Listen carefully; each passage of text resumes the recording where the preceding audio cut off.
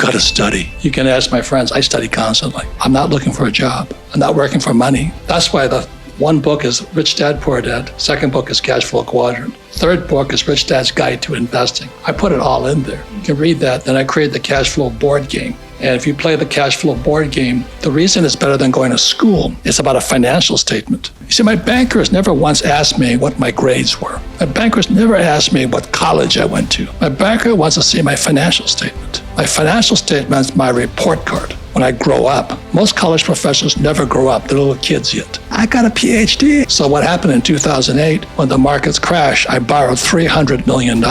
You know why? Because all the real estate had crashed. I took my financial statement and showed it to the banks. So how much money do you want? Tax-free money, almost $1 billion worth of real estate. And I got excited because everything goes on sale. Need motivation? Watch a top 10 with Believe Nation. Hey, it's Evan Carmichael, and I make these videos because I need them, because I want to wake up every single day and get pushed by somebody who's doing a lot more than me. And in watching their videos, it inspires me to be bolder, to have more courage, and to go chase down the life of my dreams. And I hope it does the same for you. So today, let's learn from one of the best, Robert Kiyosaki, and my take on his top 10 rules of success. Enjoy. Rule number 2 is invest in silver. My advice to young Indians is this is the best investment in the world today. It's called silver. Okay. And the reason I say that is because I study history a lot. This here is fake money. I would never work for this stuff. It's good as toilet paper. So the biggest investment today is this. This is 35 US. And I think everybody in the world can afford this today. And I tell people every day, you should buy this. No, I'll save this. You see, they don't know the difference between this is fake money, this is real money. And this here is gold, real money, fake money. So the yen, the rupee, the dollar, the peso, all fake.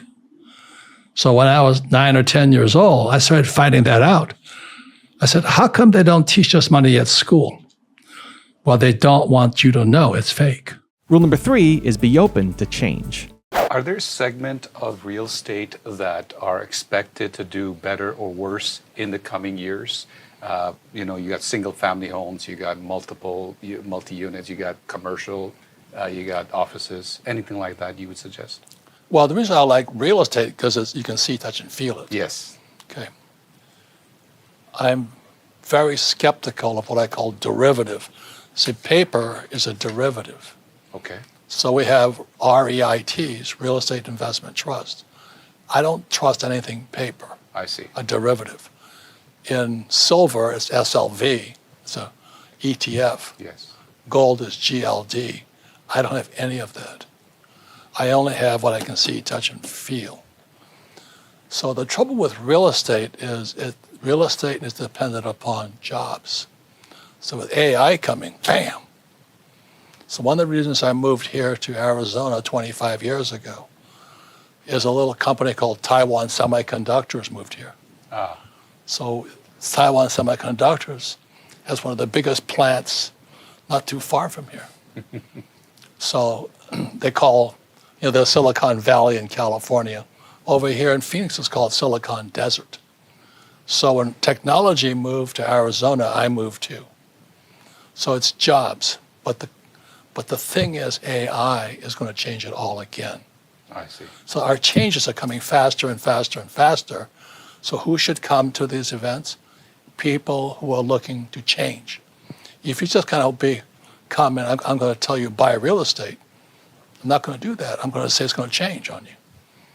So if you don't want to change or you want everything to be the same, don't come. Rule number 4 is make use of debt. I own 15,000 houses. 15,000 houses. Okay. Which you give it out for rent. Yeah. Right. So nothing wrong with buying a house. Yeah. The difference is I use debt to buy it. Okay. And I pay no taxes. It's not the house. It's not the stock. It's not the bond. It's not the ETF. It's your brains. So I would rather use debt and pay no taxes. In 1971, this became debt. Okay. The only way it's created is somebody has to borrow money. So in your credit card, there's no money in your credit card. Right. there's no money anywhere. So the moment you use your credit card, money is created. Okay? And the US dollar is dead, the rupee is dead, the yuan is dead, the peso, the yen is dead. They need people to borrow money. So when I go to a bank and I say I want to borrow $20 million, I get huge tax breaks because I'm creating money. But if I use my credit card, I get nothing. Okay, it's up here. Your greatest assets between this year and this year, this year. So that's why I have the cash flow board game. There's not too many here. The board game was designed to teach you to think like a capitalist. Cash flow. Okay. And so I wrote a book, Rich Dad, Poor Dad, same thing. It's all about accounting. Also, to make sure you're actually taking action after watching this video, I've designed a special free worksheet just for this video. The worksheet will highlight all of the lessons learned in this video, as well as pull out our 3 favorite learnings and quotes that will inspire you to actually do something. The worksheet will also give you space to write down what your key takeaways are and your specific plan of action to make sure you're getting results. If you want the worksheet designed specifically for this video, absolutely for free, there's a link in the description below. Go click on it and start building the momentum in your life and your business. I'll see you there. Rule number 5 is fight for your values. What is happiness, sir? I love what I do. I really don't think about those things. Really? Yeah. I have work to do. You see these here? I was a pilot in Vietnam. I went to school to kill people. Okay? I killed a lot of people. Went to military school. We think differently. I fought for my country. I fought against communism. They killed us, we killed them. Now I fight with education, the same intensity. I fight for the freedom of people. So if you can understand this, I don't care if I live or die. I went down 3 times in Vietnam. My friends don't come back. I came back to America. This is in 1972. I lost so many friends. And the hippies, the hippies and the peaceniks and all the Maharishi who the Beatles went to see, they were spitting on us and hitting us with eggs. So I don't play that game. I said, I treat everybody with respect. You do your job, I do my job. So when I came back from Vietnam, you can tell I'm still a little bitter about it. Eggs were hitting me, people were spitting on me. And I lost my friends. But we fought for our country, we fought for freedom. If we don't fight for freedom, we've lost our freedoms. That's why I don't like this guy Biden. Okay, so just here, I have my values, you have your values. But I fight for the freedom of speech, the freedom of religion, and none of this racial stuff. Rule number 6 is learn about crypto. One of the challenges with Bitcoin is people don't accept it. They don't know what it means. But Standard Chartered Bank, which is a huge Asian bank, just came out backing up Bitcoin, and they said that Bitcoin in 2023 will hit $50,000. This is Standard Chartered Bank. It's not Robert Kiyosaki or, Joe Schmo, the ragman out there. So this is Standard Chartered Bank. So today it's $30K. Not only that, is Standard Chartered says that Bitcoin will be $120K from $30K in 2024. So I'm not saying it's going to happen. We make no recommendations. We're just educational. Rule number 7 is be prepared. The kind of printing that they've been doing over the last 1 or 2 years of excessive cash into the economy, what do you think is going to happen if they continue doing this in terms of the inflation? Just be careful. Be careful whose money you use, either the dollar or the yuan. So that's why I've been saying it's commodities, silver and gold. Right. This today is about $35 US. Okay. Okay, that's a lot of money here in India. $35 or? This is $35 US. $35. This is about 2,000. Okay. Okay. Is that real? No, they're fake. Okay. This is real. The silver. But anyway, so being a capitalist, I own gold mines Okay. and I own silver mines. Okay. So when the dollar crashes, I get richer. Right. And that happens time and time again. It's going to happen now. When do you think it will happen? It's happening right now. America is sliding into depression right now.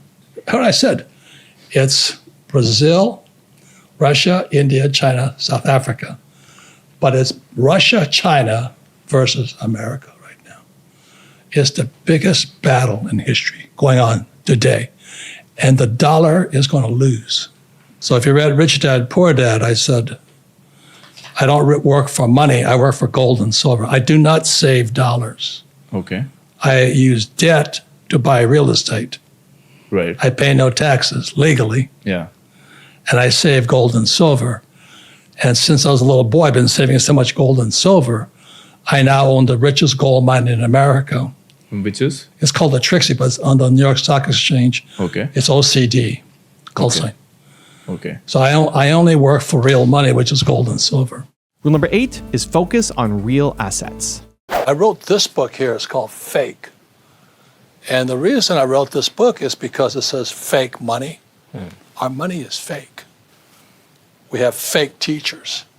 So many teachers have no idea when it comes to money. But I'm not just talking about school teachers. You know, on YouTube and all this stuff, there's a lot of people saying, I can make you rich, I can do this and all this. But how do you know they know what they're doing? Exactly. And then fake assets.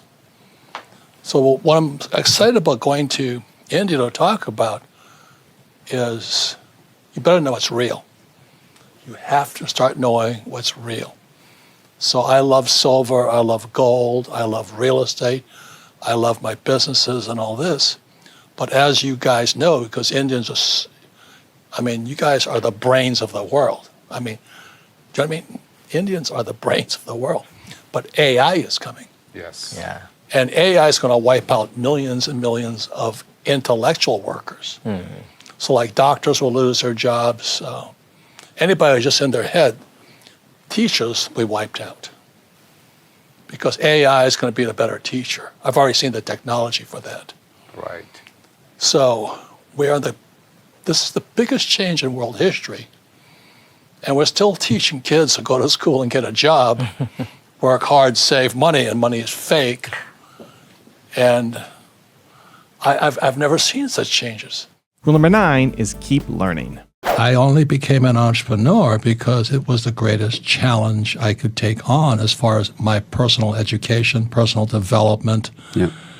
And it wasn't to make money, and as I said, my first business was a nylon and Velcro surfer wallet business, and the mistake I made, I was successful. And we grew internationally so fast, I just couldn't finance my success. And so I started borrowing money, and which was good. I started to learn how to raise capital. I learned how to negotiating, and the reason I was in Korea fighting Taekwondo was I was out there negotiating anyway for production because we were manufacturing in Hawaii where the cost of manufacturing was too high. Sure. So I had to fly to Korea and Taiwan to negotiate manufacturing. I tell you, man, you're not stupid until you're negotiating against Koreans and Taiwanese, man. Those guys had me coming and going up one side and down the other. But that's what I did it for. Yeah. Do you know what I mean? Is to learn. And to learn to finance, learn how to factor, how to ship and then factor my inventory and all this stuff. And I learned so much as I was going broke, successfully going broke. And so when I explain to young people, that's what I did it for. That's how you get smarter. But in this academic culture, we're just talking about Jordan Peterson, how he rails up against academics. Well, the academic culture, the person who makes the most mistakes is a stupid person. But in entrepreneur, the person that makes the most mistakes and learns from them is the rich person. So I always say to young entrepreneurs, it's not money will never make you rich. It's your experience, how much you learn, the mistakes you make, the people you make. And all of those horrible experiences are all good experiences if you learn from them. Sure. And that's the attitudinal difference of an entrepreneur. Most guys are small business guys, they're not entrepreneurs. They open a pizza shop to make money and they get stuck in that pizza shop forever. They go, well, that's not me. And the subject of entrepreneur is a massive subject. So you got a drug dealer peddling drugs is also an entrepreneur, as is Jeff Bezos, running the biggest product pushing company in the whole world. They're both entrepreneurs. But the gap between the drug dealer and Bezos, massive. So when I speak to young people, I say, what kind of entrepreneur do you want to be? And if you're just here to make money, so you can do that, but it's not exciting. And rule number 10, the last one before some very special bonus clips, is stop saving money. What's the future of your country? We're in serious trouble. You think so? Oh, God. I study money. This here, I wrote this in 2020. So who stole my pension? America is bankrupt. We're the biggest debtor nation in the world. The only nation more in debt than us is Japan. Stupid Japanese.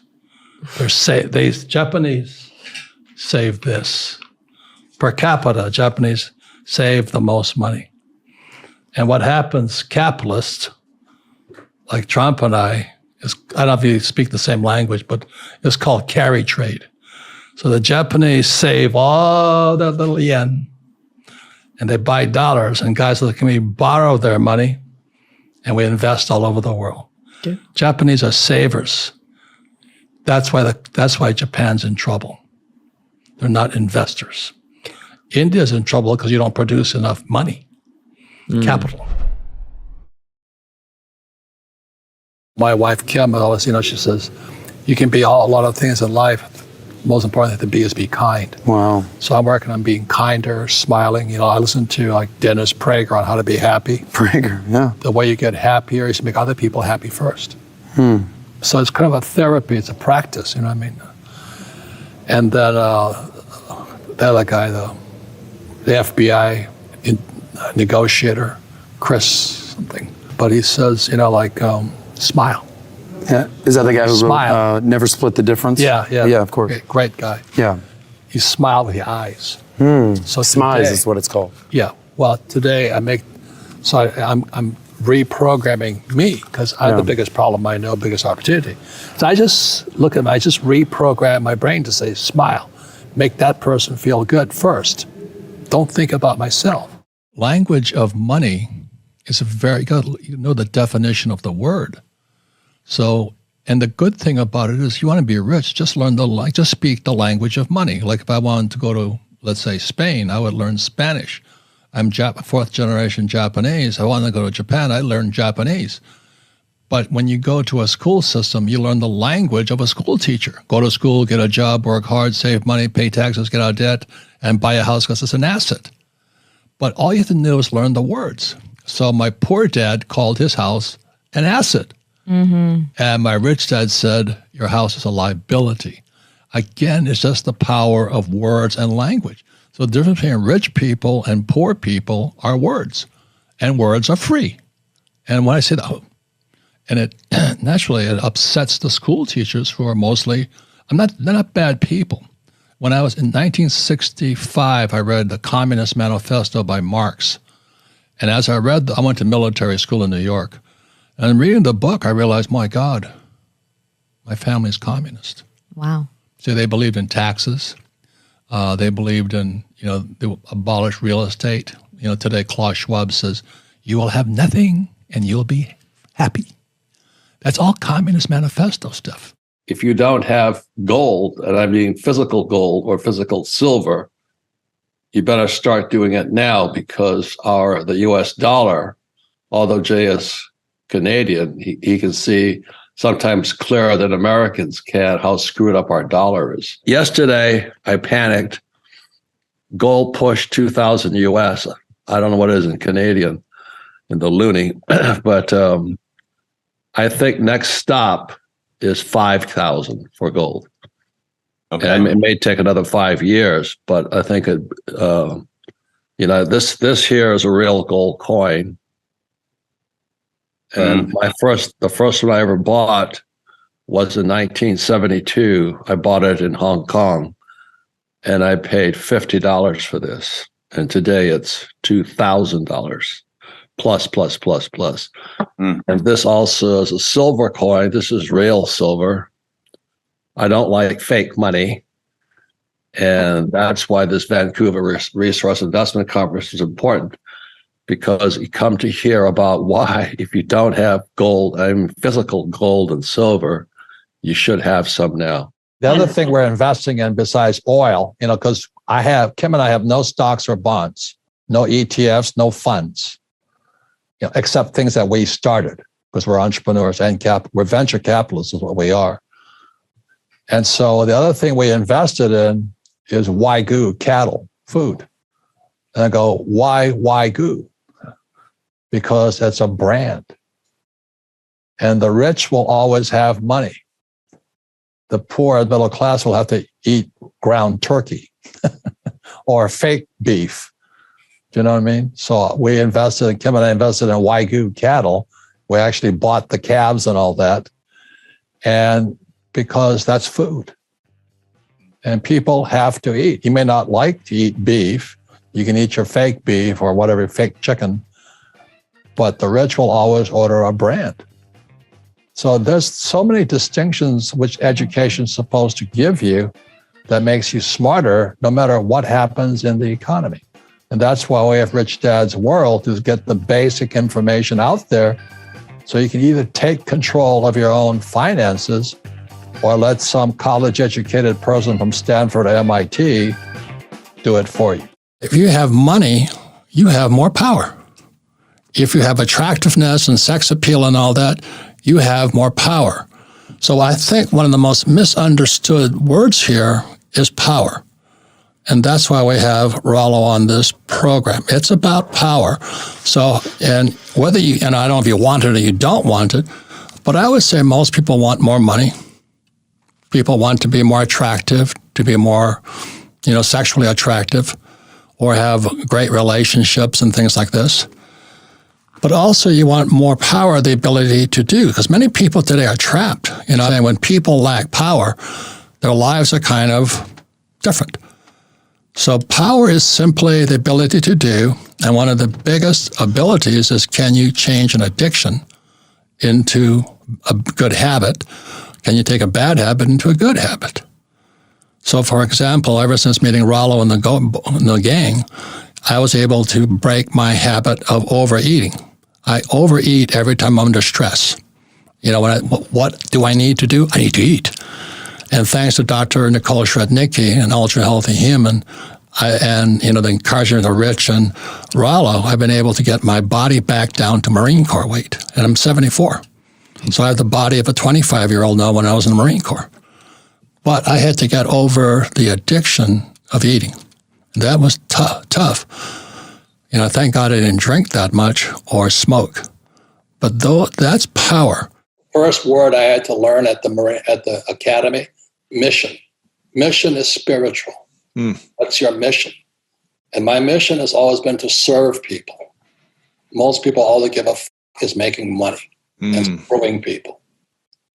That's called the Federal Reserve Bank, Wall Street, and all that. I want nothing to do with them. So I just don't play their game. But you have to get smarter not to play their game. What I've found, the biggest issue that we all have right now, and most of the people that we associate with, are deal flow. And tonight, my 30-second in Camelback, that yep. apartment, it's an old age home going up. You know how I made my money on that one? How? Our friend Sal got it rezoned from 3 stories to 4. Yeah, change of use. That's called a change of use. That's in the book. Holy mackerel, we made so much money. It's shocking. But then the property in front of it, where Tarbell's and Tomaso's is, the night I'm meeting with Mark Tarbell, and we want to take a run at that corner. But that's how you find a deal. Kenny's problem right now is finding deals, because guys like me have so much money coming in from the last deal you gave us. I have to give it back to Kenny. I said, Kenny, I can't take this money. And his capital raising gets easy because there's so many guys like me, you've made so much money for, I'm trying to give it back to you, right? Is the Fed doing what it can, in your view, or is there a different way to combat inflation? Well, I always say it's not what the Fed's going to do, it's what are you going to do? And so I always talk about the 4 Gs that I've been investing in for most of my life. The first G is gold. This is gold, and then this is silver here. And I stay away from the SLVs or the GLDs. I want no counterparty risk. I want the real stiff.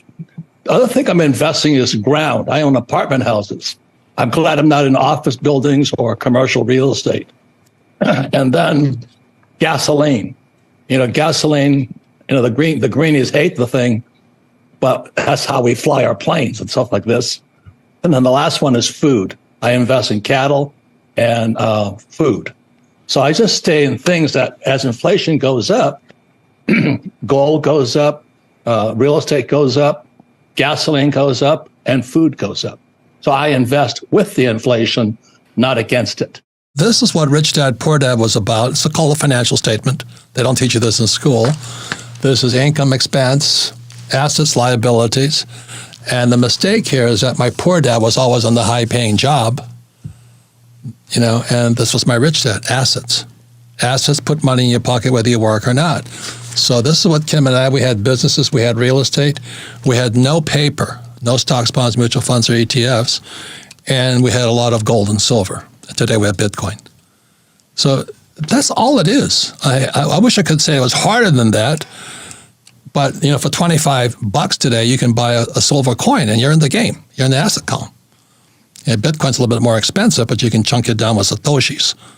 But anyway, it's so easy today, unless you're doing the old thing, which is go to school, get a job, work hard, save money, get out of debt, pay taxes, and invest for the long term in a well-diversified portfolio, stocks, bonds, mutual funds, and ETFs. I don't do any of that. So that's the difference here. So the cash flow game is to help you and your kids think like a rich person, think more about assets versus income. And that's how come we created the game, because everybody kept asking us, how did we become financially free without all these other resources?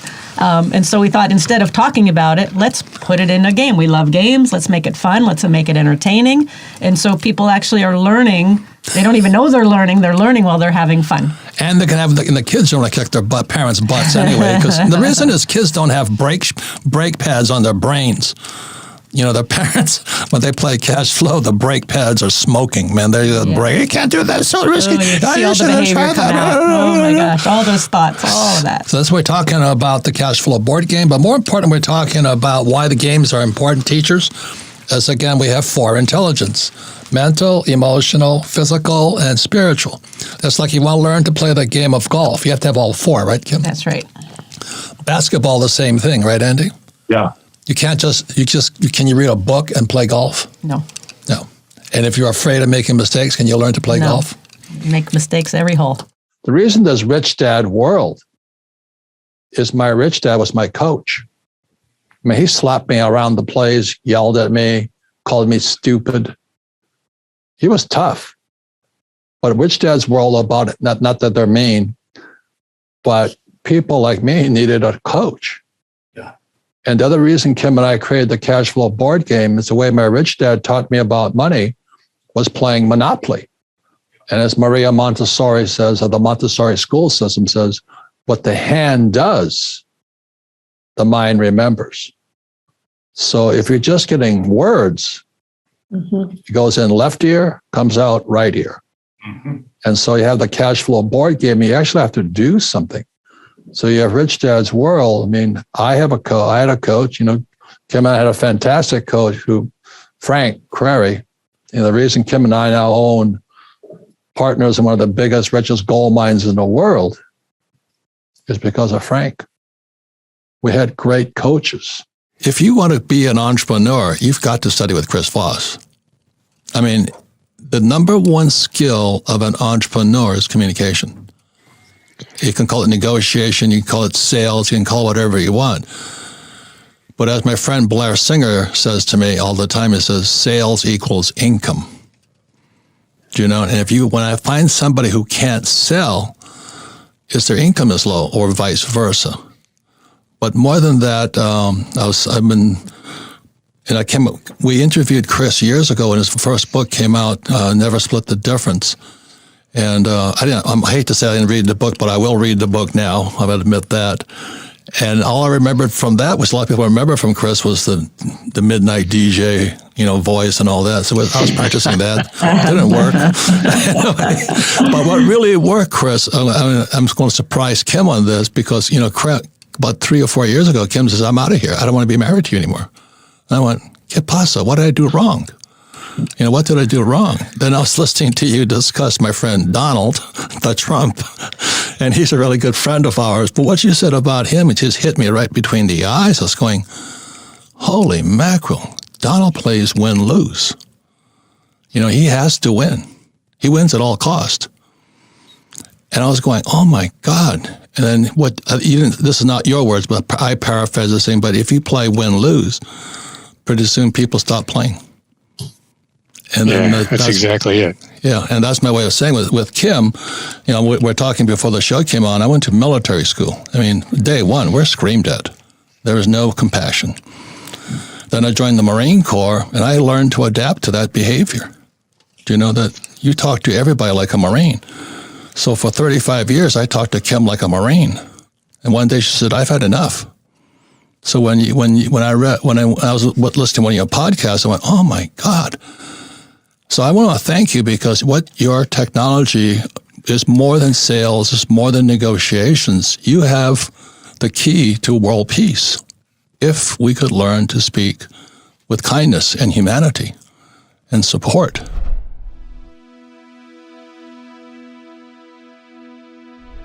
Because you made it this far in a video, I want to celebrate you. Most people start and don't finish. Most people never actually follow through. Most people say they want something, but they don't ever do the work to actually get it. But you are different.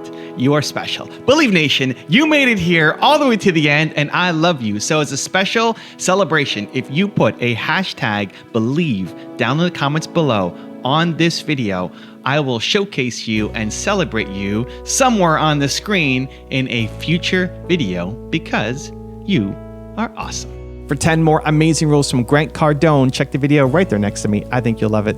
Continue to believe, and I'll see you there. I'm going to want to share 3 things with you that I truly believe in. I'm not that law of attraction, but I can tell you images, pictures, looking at other possibilities, getting examples of other people doing things is so valuable.